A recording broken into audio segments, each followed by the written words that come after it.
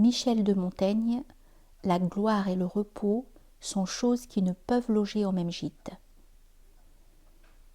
Michel Eyquem de Montaigne voit le jour en 1533 dans le château familial près de Bordeaux.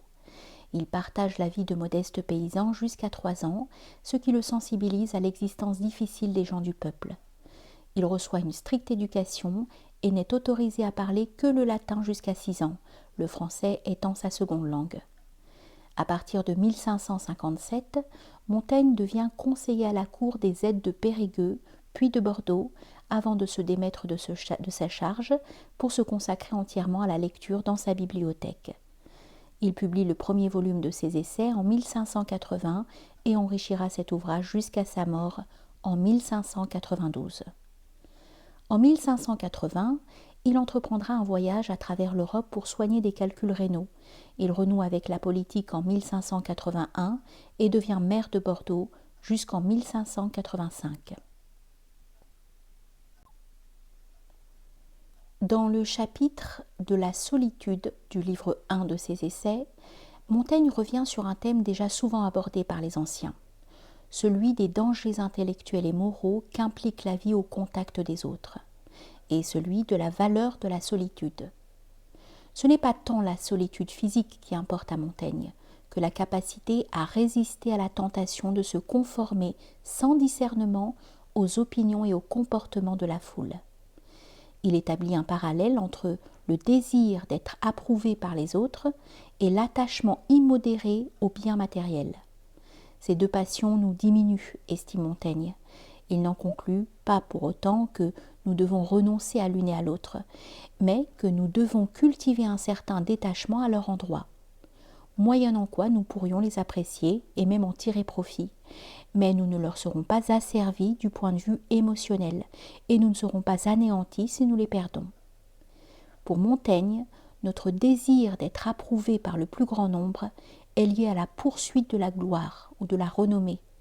Il estime que la quête constante de la renommée est le plus grand obstacle à la paix de l'esprit, à la tranquillité. Il dit de ceux qui conçoivent la gloire comme un but qu'ils n'ont que les bras et les jambes hors de la presse. Leur âme, leur intention y demeure engagée plus que jamais. Ce qui compte, c'est de parvenir à se débarrasser du désir d'être glorieux aux yeux d'autrui, c'est-à-dire que nous ne devons pas attribuer trop de prix à l'approbation des gens. Au lieu de rechercher celle de ceux qui nous entourent, mieux vaut s'imaginer, dit-il, que nous sommes sous le regard constant d'un véritable grand homme. Un Caton, un Phocion, un Aristide, en la présence desquels les plus folles même cacheraient leurs fautes, quelqu'un capable de percer nos pensées les plus intimes. Si nous faisons cela, nous apprendrons à penser de façon claire et objective.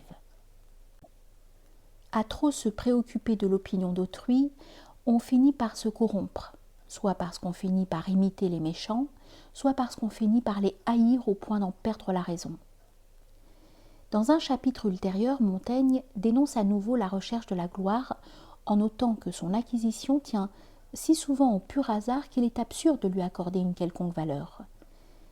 J'ai vu le hasard fort souvent marcher avant le mérite, dit-il, et souvent outrepasser le mérite d'une longue mesure.